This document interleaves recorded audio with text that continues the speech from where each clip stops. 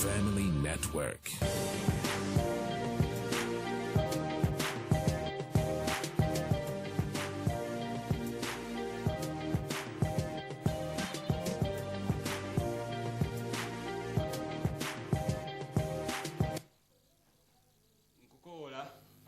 Aye Katonda kubanga onanziramu era nayongerezako onagamba nti ntegera okutuuko kubanga ojja kulya byenjogera oba owulire byenjogera Zabuli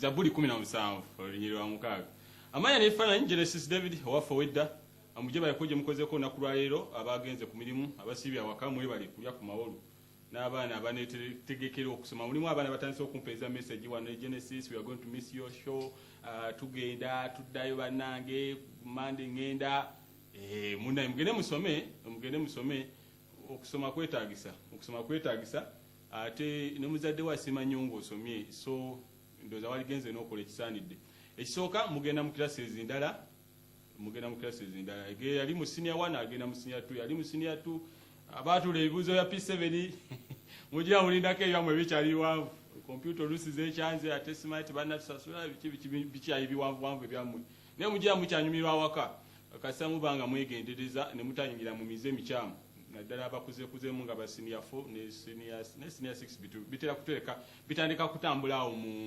bitandika kufuluma awo mu mwezi gwa February watyawo so kakati tubeere mu mbeera eyo.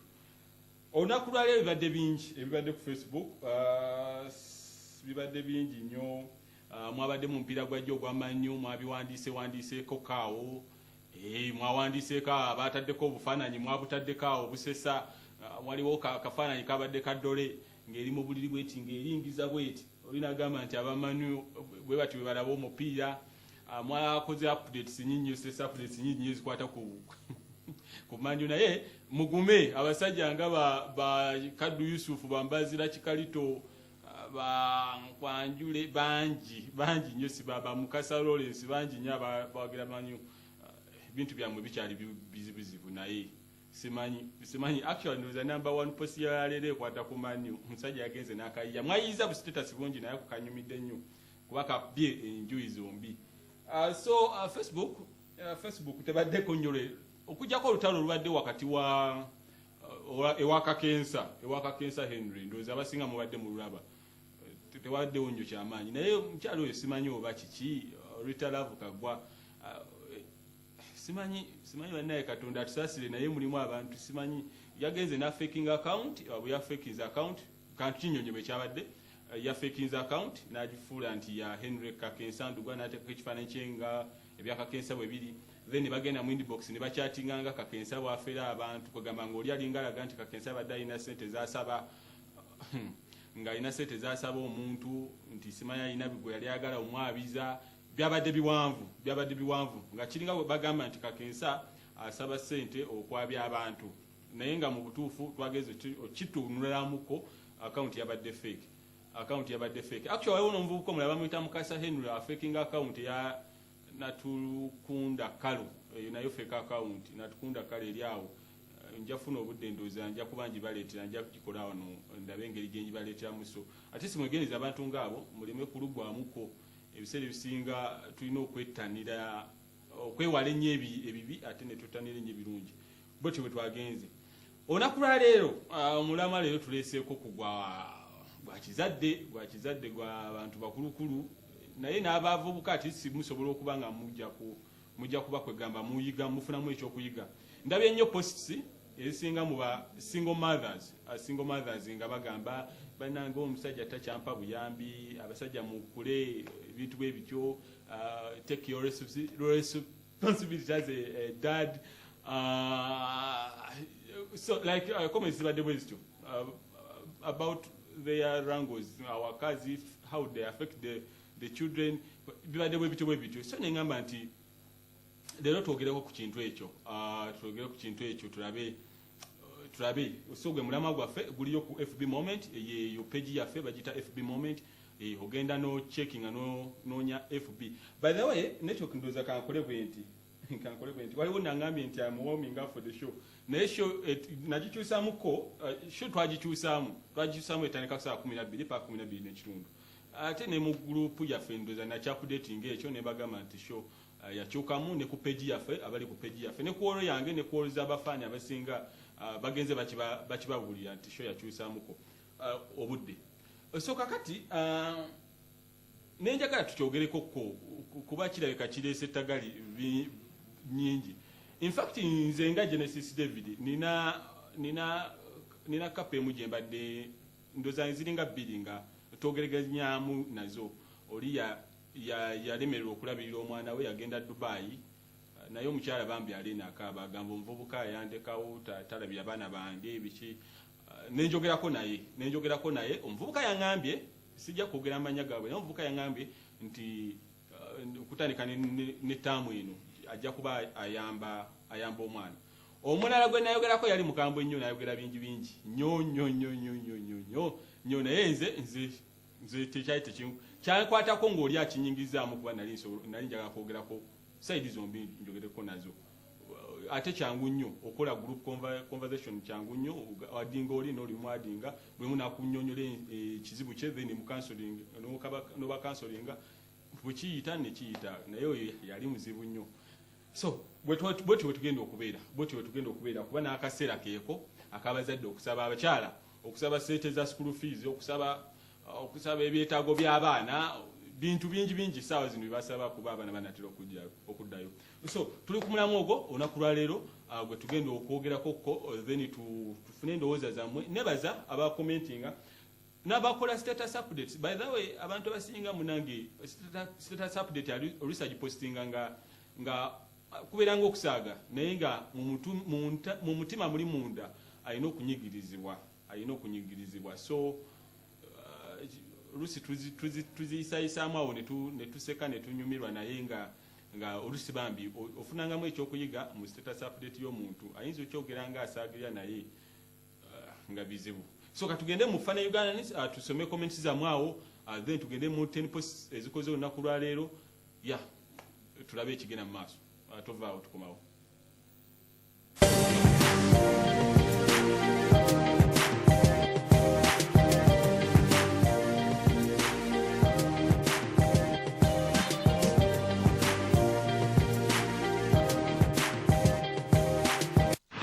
Bino bye birungi omwana byaganyulwa bw'asomera ku Life Academy esangibwa Seeta Bajjo lya nursery ne primary day ne boarding. Life Academy esomesa abaana ku musingi gw'Ekikristaayo ebisolo byabwe biyonjo bayina bametroni abalina okwagala ate nga abasomesa batendekere ddala. Life Academy esomesa abaana empisa computers abaana bazitandika bato. Library ekubyeko bugule ebitabo emizannyo okuyimba be baana baliwo basomesa abaana ku musingi oguli international n'ogwa kuno ekifo kigazi. Essimu 0756 M22 026 ne 0773 295 900. Life Academy.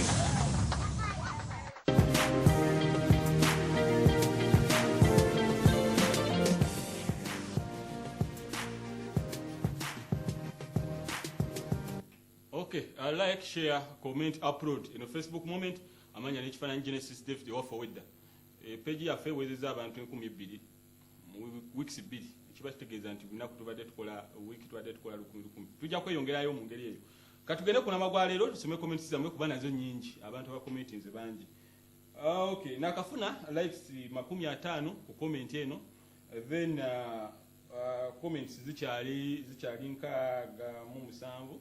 So kungenda kusoma nziruke misinde nsome ndabe. Anet birungi agambye nti omusajja akola ekyo aba yakola alaba kitaawe byakola ngati yabaweerera. Ngati baweerera nendoza ate kitaawe aba yakola ekyo n'olaba obuzibu obuli mu butakuweerera. Ndoza ate gwe walikyusiza mukono olaba engeri gy'oyambamu abantu abaana bo. Patricia Kasumba agambye abamu babeera tibalina naye nga bandyagadde abalala bo naturally tebaagala kumanya tebafaayo just njovu teremerera amasanga gaayo ogezagezaako n'owaddawaddako. Nantume Maria agambye omusajja ayinza okubaayo n'omukyalo omulala amulemesa okuwaayo obuyambi ate abasajja abamu babakopipukopi. Mukasa Dani agambye abo balalu nnyo. Kayanja David Owengonge agambye ndowooza kiva ku bukyayi eri maama w'abaana and the kids become victims, sometimes not being ready to be parents. Nga mwali temunaba kwetegeka kuba nti mutuuka mu buzadde mukubeera abazadde ekyo ne mukigwamu ne mwekyanga bwe mwekyanga abaana ne bakafiiramu. So ndowooza nakyo twakitunuddemukko kyetaagisa abaana okukafiiramu. Kayanja David Kayanja maze omusoma kyambadde media agambye oluusi n'abakazi engeri gye bakyangacyangamu ng'asaba ebintu ng'ebyo oluusi babisabisamu akajanja. Yagambye oluusi babisabamu mu ngeri nkyamu, asaba kino asaba kiri asaba kino n'ateeka omusajja ku pressure. Omusajja agenda okulyanga naye ebintu bimutabe nagaye bannange nfaaki naye kale Francis Kutesa agambye abamu omukyala aba yakuyisa bubi nga mukyeyagala bwe mwekyanga bwakuvuma bwakulangira ate ekyokukola nga tiwamufunisa dde olubuto n'ogamba katobe n'omwana we. Alison Nabukenya agambye obwenzi n'okutegeera kweseza omuntu okutegeera okutono tayinza kutola school fees ngeri omukazi nga waliyo omukazi omulala yamusabye ssente aba tayagala munyumiza naye kimame mabegaawo kisaba emitwalo 10 kyokwa abaana be basaba nabo emitwalo 10 nagamba ono gansooka afuna omuno. Ndowooza zammwe nsoma ndowooza zammwe. Akasujja Ibrahim akata agambye abamu baba ne buside dishes ate abalala baavu. Obwavu banaye tuleme kwekwasa nnyo ekyo obwavu. Nampija Silvia agambye ekikula abasajja basinga benzi nnyo babeera balowooza abakazi balala n'obusente bwonna baba babubalira eyo ne balema okulabirira abaana baabwe. Ensonga y'obwenzi nga naye kuttali akati. Okay. Rwanda Daniela agambye nti ebiseera ebisinga omuntu akola nnyo kyakuze alaba. Kati omusajja yakula alaba ekyo naye ayinza okukikola. Abamu basalawo okusuula obuvunaanyizibwa. N'asalawo okufuna obuvunaanyizibwa. Naye ndowooza omuntu kyakola kitegeeza tuba twegendereze nnyo abaana. Bwe tuba tukuza abaana twegendereze nnyo abaana bye tukola bayinza obikoppa. Bw'atabikoppa ate oluusi ayinza okukyusaamu naye chances y'okukyusaamu yinza okuba entono ennyo. Grad Oliver Senyonjo agambye ate abasajja abatayagala kulabirira abaana basinga okwagala okuzaala. Nagamba eddeko abasajja. Grad Oliver Senyonjo agambye nti abasajja abatayagala kulabirira abaana basinga okuzaala. Nabeera nga Erosi ayinayo omwana ogendako wano Erosi ye mukimbejja nga ayinayo nokiriye wansi budona kasozi nga ayinayo ogenda okyukusaamu wano enabbingo nga naye ayinayo kugamba nga abaana buli kumutala ayinako. Si byangu mbijjamu mmwe kiva kuki omulamu gwaffe tukyali kukiva kuki obutawerera abaana oba obutalabira abaana basajja oba ndabye posti nyingi nnyo ddala mu basingle mothers nga babiwandiiseko so neŋŋamba nti tuleete omulamu ogwo tugogereko wano ku TV ku Facebook Moment ku Top TV tulabe ekintu bwe kinaatambula. Esemada Patrick Powell agambye nsaba yaabwe yembi kubanga tojja kunsaba nga eyazinteresezza mu butuufu wali wajja nga alinga nga mulinga abayombye okuva edda n'atandikirawo lwaki tompa sente zange kakati omwana tasome kati sibitegeera n'ogamba na omukazi abadde ki naye nga mu butuufu nawe neki appetite emuwa sente n'ogamba omukazi amberedde ki awo n'atandika okulangira obwenzi kati oli mu bakazi lwaki tompa sente bintu ebityo. So ndoza n'ensaba oluusi ekyuke mpa maama kube nevudde wa musajja naye mwe mbadde mutukongera nnyo mbadde mutuba nnyo bomwana muti bwenzi naye n'ensaba nsaba ekyukemu kubira akasimu gyebale kusebo muwadde mwakyawagana naye totandikirawo kubuukirawo ku ntandikwa kugamba nti osaba kintu osaba sente. Isaac Ntege akabula dde agambye oba akozesezza ekigambo kinene agambye oba kuba olina kutuyanira abaana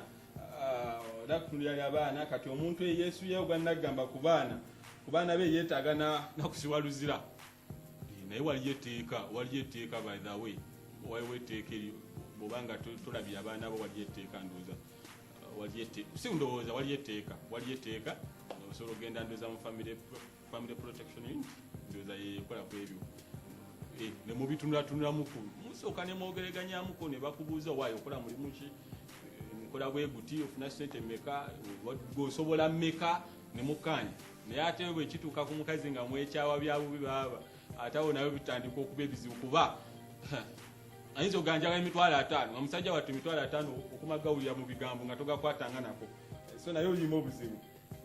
Okay, Sazi George akomenti nze alina akafaananyi kataddewo n'agamba alina akafaananyi kataddewo kalungi. Nabulya Claire Patra agambye ekyo kikolebwa abavubuka abatamanyi buvunaanyizibwa bwabwe n'abakikola tebaba men enough era si buli musajja ategeera ayinza sisuubira nti omusajja ategeera ayinza okulekera omusayi gwe obuvunaanyizibwa.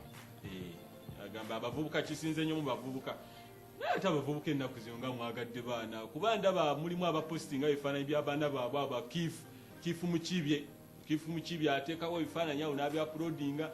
By the way ye kansooka embuuze abawala ebiseera ebisinga mu apulodinga ebifaananyi by'abaana naye temuteekako byabataata simanyi nsonga eyo lwaki oteekako love my daughter naye dadi temutera muteekako simanyi nsonga lwaki nateekako olumuposi bwekya bandyamu amaaso bannange naye tukyogereko nakyo ekyo lwaki temuteekako bifaananyi byabamuzeeyi abazaala abaana abo mubatukweka nabo tuba twagala tubalabeko mubalyaza amaanya okay.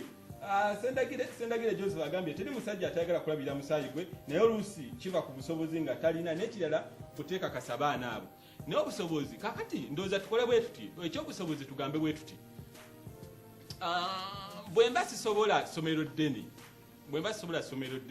olwaki nakadisa simutwala mu ssomero ttono ettono lye nsobola okugamba nti nsobola okufunamu ssente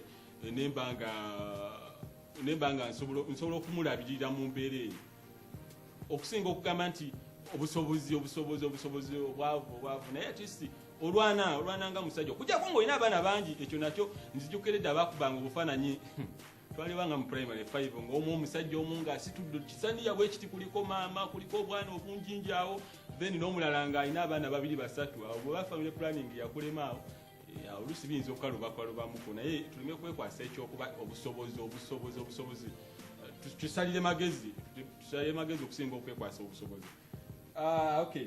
Prince Morin agambye wandise ekigambo yawo kikulu mu luusi ebigambo byammwe binene sibasobola kisoma kumpewo mba kitegedde kyotegeeza naye kiba oba ovumye basobola abaana babalaba birungi nabuuma Bernard Ed Mukasozi agambye bannange tukize waliwo omukazi akulemesa omwana ng'olowooza nti wajja okufunira so oluusi naawe oba wakoowa ng'asaba kino asaba kiri buli wiiki asaba kino asaba kino n'ogaba bannange ye nfaaki abakyala namwe mukyusemu awo ndowooza muwuli ensonga zino so fembi twekubemu tooki tulabe ekintu bwe kitambula.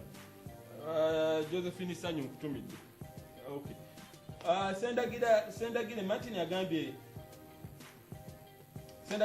kiva ku neeyisa ya mukazi eri omusajja kati bomu byomu yeekuba akuba ono birungi nabo Masiri byagambye obwenzi n'obukopi n'obuggulu ndudde ekigambo ekyo kiwulira naye obuggulu mama wange yakikozesanga nnyo oli muggulu obuggulu badde ndulikiwulira omukazi ne wabanga akunyiriza tekitegeeza kusuulawo buvunaanyizibwa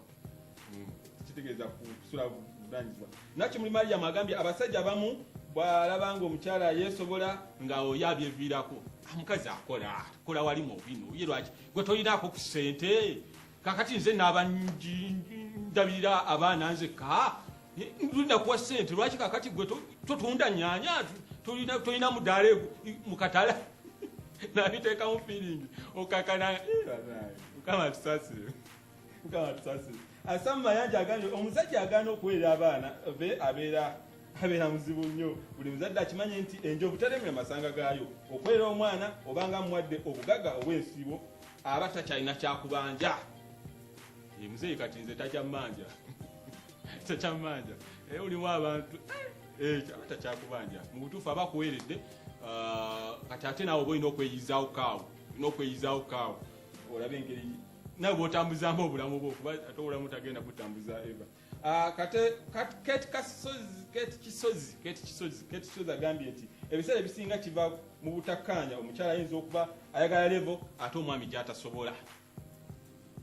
Kiri kye nabagambye nti oyinza okuteeka omwana mu ssomero nga ly'amaanyi naye nga mu butuufu omusajja talisobola. Naye ate abakyala mu butuufu abakyala ebiseera ebisinga mumusalawo n'amasomero omwana gy'agenda. Wala ng'essomero lyakakadde ng'omusajja ssente tazirina ng'ebintu oyagala kukozesa bya bbeeyi. Omusajja bw'abanga omwana bw'alwala omutwala mu ddwaliro lya bbeeyi mu butuufu naye okuba musujja kugamba musajja n'ebintu ne bisobera mu butuufu. Ekyo ayagedde point ntuufu. Akankwasa Innocent agambye sente zaabula naye gwe kidi akankwasa oli kidi nyo tobisobola byo. Bale enkoko teyota muliro Shanix isewole yo sigenda asoma luzungu lwonsonyiwa. Many who exhibit such traits are brinzos and in fact fit to be branded boys with beards. Musajja ayagala oluzungu oyo. Okay. Nasozi Bashir agambye ku copy. Sandra Sanyu Butabana buvanyizibwa Chris Kisachi agambye ekintu ekyo kiri mu basajja abasinga naye kiva ku musajja butabeera responsible wotuukira okuwa omuwala olubuto obeera olina okumanya empisa ze empisa ze so tosobola nti ekizibu kiva ku mukazi no kiva ku musajja butabeera responsible. Aisha Sekawebe bannange mukyala hajati ngoyogedde ebigambo by'amaanyi. Agayowooza ali omwana otandika okusevinga ezinamulabirira okusomesa pa ono yakayingira obufumbo ebintu ebimu agenda n'ayogera mbu osooka n'osevinga bw'omala okusevinga onoolyoka ofuna omukazi omuzaala omwana nga sente weziri wali zeebasezo onakyayogeza kajanja. Lwega Brian akomentinze Martin Gasha akomentinze omumbejja Caroline oyo eno post ne badde mukwatako nnyo oyo Nsoke Akiba Muyenja akomentinze Dekoleta Shida agambye ati sente bazimalira mu bakazi abebbali. Jiwa Eva agambye abasajja bamu baba n'abakazi abasukka mu ate nga ne sente tebalina bulungi basobola kulabira abaana. Winnie N. Jack agambye David abasajja baagala nnyo abakyala bangi ate n'abakazi balogo ensangi zino ye bw'ati wagambye. Kakoza Juma agambye okusoboka kiva ku nkolagana etali nnungi. N'agamba ekirala abasajja abasinga si bavunanyizibwa. Naluyima Anifa akomentinze. Salukoma Moses Logout agambye olumu kiva kuba bingi byawandise naye nga komentinze. Nasirizian agambye just be bannange ate mugambwala nnyo mmanyi abakyala mukwatiddwako nnyo ku mulamwa guno naye ate obusungu temubujjayo nnyo. Loke Joy Compact agambye tewali nsonga yonna gy'oyinza kumpa egenda kulabira mwana wo bw'oba afuna obutakkaanya ne maama we ebyo byammwe tobireeta musayigo abamu beekwasa mbu ssente zaabula kyokka ng'eriyo n'abalema abeewalula abalabirira abaana baabwe. N'agamba nti in short obuyisa bunafu bwawongo. Abakazi bayombye abakyala bayombye. Namutabi Amina agambye olumu kisinza ku bunafu bwa nsawo. N'agamba abalogo mu bakazi nago mayitiridde nnyo mwetaaga kusabira ogolya ekalisuuse nnyo mwetaaga kusabira. Nyanzi Stena agambye abasajja basinga batobunanyizibwa. SP Oligino Matovu agambye abakyala basinga balekera nnyo abaami obuvunanyizibwa. Omukazi omuteekamu ssente n'akola naye nga ssente zo nazizza waabwe talowooza maka n'akamu bawandise nyingi. Katugendeko mu top 10 posts ezikoze olunaku lwayo then tukomeko ne comments endala zinabazizze. Mbebaza okuba nga muli balabe balungi. Mbebaza Justin Kashawe yangaye bakayandira TV bakayandira remote ne batobe naye nkakasa leero bakuwadde omukisa nawe n'olabako. Anyway kale katugende mu top 10 posts ezikoze olunaku lwaleero tuvaawo tukomawo.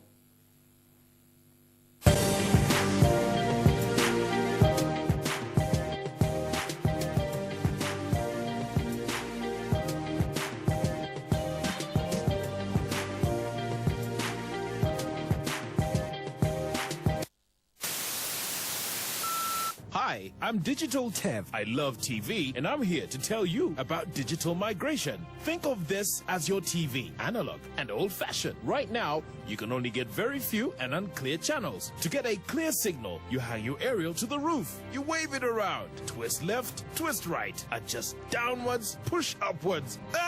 Frustrating. The good news is, with digital television, all these antics in the name of quality television broadcasting will be history. All you need to purchase is a set-top box or decoder to enable you access free-to-air TV channels such as Top Television and many others. What's in it for you and your TV? 1. Better quality TV viewing with sharper, brighter pictures with better sound quality. 2. You get more TV channels, up to 10 channels on space currently occupied by one channel. 3. More access with improved TV reception, particularly in areas with poor signal strength, meaning more variety for everyone. The benefits are endless. So, what are you waiting for? Switch to digital TV today and enjoy better quality TV. Take note that free-to-air set-top box is a one-off purchase and does not require a monthly subscription. Stay tuned. Go digital. Migration from analog to digital television broadcasting is mandatory for all television owners. This message is brought to you by Uganda Communications Commission. Communications for all.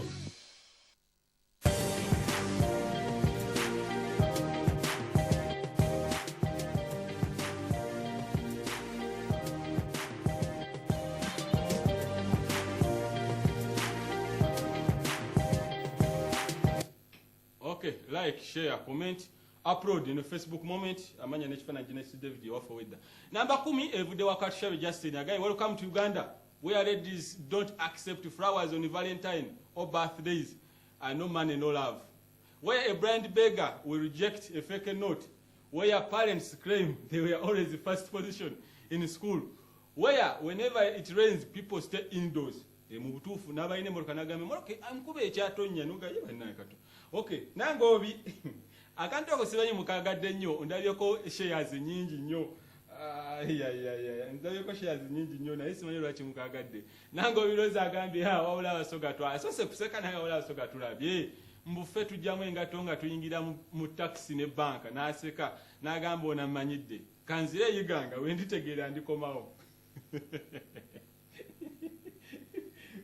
Ngolabye naye tuleeterayo amayido. Crystal Evans agambye kyetagisa ne tukebera deni eya Manchester United kuba kirabika taata wa Uganda Cranes. Bona wakuba. Nabamusanva evudde wa Nakamitana agambye nti abawala abatalina nno mukama mukoze kyamaanyi okutuswaza. Kati namwe bagayi agagayi agatalina sole mukama mbu abawala be balina okubeetondera musembye nakyo. Ngabo munyingi. Okay, Isaac Antege kabula dagame naye why? Sina kusaba kunchalira. Wakedde wano nenkugulya breakfast, lunch, kati onsaba transport. Naye avuka bannange. Yaze kuchalira muwe byonna. Tugende kunabeddako.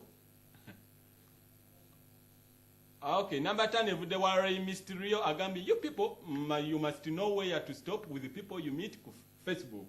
Nemwe you meet somebody 1-2 days nga wamwelaze dda Josula wamulaze dda where you work wena wetutudde bikwatako wena weyanise nga weyanikira ku muntu gotamanyi iyo muntu omwe yabize naye nga totomanyi ebintu ne bifuuka bizibwa mu maaso awo.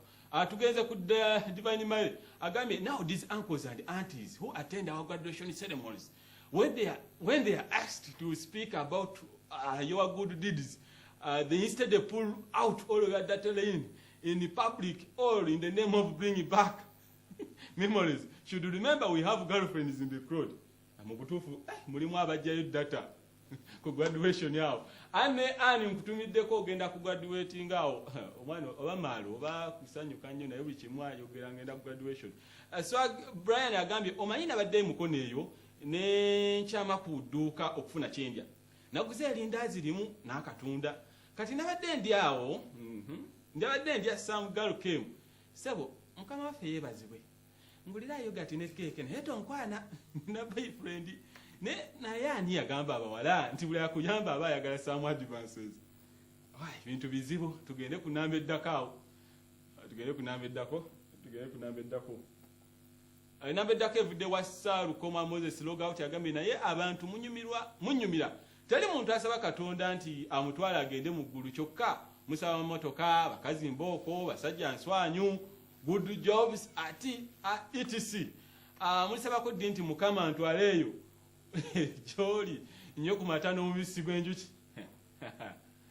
si byange muganda wange tugende kwesembayo tulabe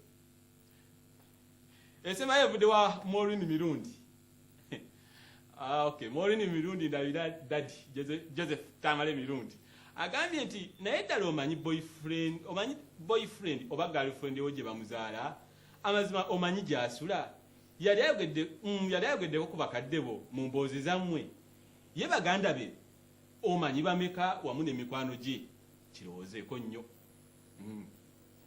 kale nyaku tugenda kirowoozaako ko tulabe gye binaggwera omanyi nabyo si byangu nnyo si byangu nnyo bana comments zibadde nnyingi nnyo wano ate obudde nabo bulabika bungenzeeko abatugulube nabo baagala kuyingirawoko abasajja baba baava n'abakyala abo omusajja n'abakyala simanyi gye baava naye ekale okay Musa Mukita kyagambye abasajja abasinga baba balina abakyala abalala ebebbali ne kibaleetera okwesamba abaana be basobola okuzaala Stevie Jean ekyo si kya kiva ku musajja okay agambye nti alusi bamala bazaala buzaali by mistake so anyway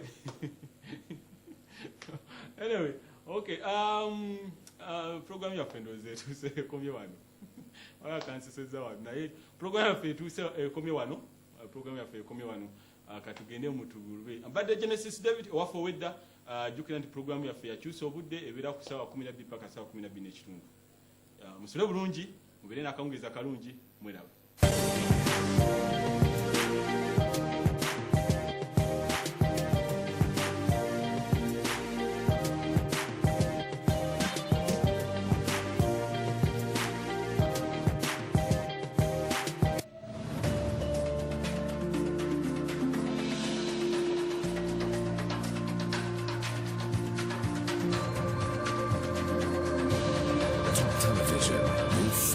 Network. Bino bye birungi omwana byaganyulwa bw'asomera ku Life Academy esangibwa e Seeta Bajjo lya nursery ne primary day ne boarding. Life Academy esomesa abaana ku musingi gw'ekikristaayo ebisulo byabwe biyonjo balina bametroni abalina okwagala ate nga abasomesa batendekere ddala. Life Academy esomesa abaana empisa computers abaana bazitandika bato library ekubyeko bugule ebitabo emizannyo okuyimba be baana baliwo basomesa abaana ku musingi oguli international n'ogwakuno ekifo kigazi. Essimu 0756 22 026 ne 0773 295 900. Life Academy.